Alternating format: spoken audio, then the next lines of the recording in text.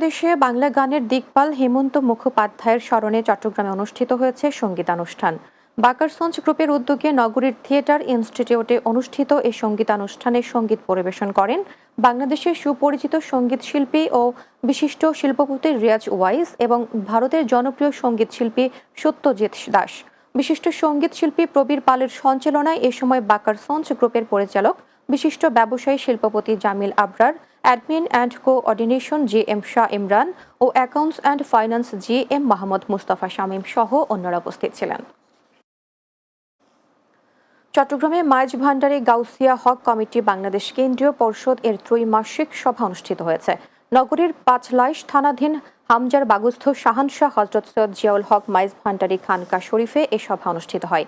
সংগঠনের কেন্দ্রীয় পর্ষদ এর সভাপতি রেজাউল আলী জসিম চৌধুরীর সভাপতিত্বে সভায় বক্তব্য রাখেন কেন্দ্রীয় পর্ষদ সহ সভাপতি সৈয়দ ফরিদ উদ্দিন আহমদ, সদস্য শেখ মুজিবুর রহমান বাবুল, ডাক্তার মাসুদ ও মুক্তিযোদ্ধা M শামসুল আলম সহ অন্যরা।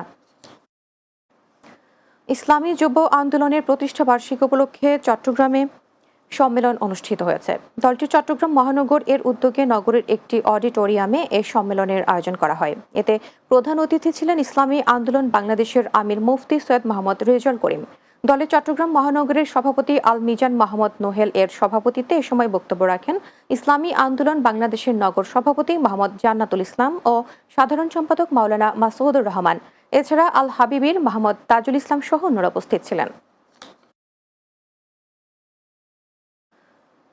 চট্টগ্রামের রাঙ্গুনিয়ায় কিশোরী অপহরণ মামলার সাজাপ্রাপ্ত 2 ভাই 29 বছর পলাতক থাকার পর গ্রেপ্তার করেছে পুলিশ। রাঙ্গুনিয়া উপজেলার ধামাইরহাট অভিযান চালিয়ে তাদেরকে গ্রেপ্তার করে বাঁশখালী থানা পুলিশ। গ্রেপ্তারকৃত কামরুল ইসলাম ও মোহাম্মদ সেলিম বাহারছড়া ইউনিয়নের চাপাছড়ি গ্রামের নুরুজ্জামানের ছেলে। পুলিশ জানায় 1995 সালে শওকত আরা বেগম রুমি নামে এক কিশোরীকে অপহরণ মামলায় তাদের বিরুদ্ধে 10 বছর করে সাজা হয়। রাতের বাংলায়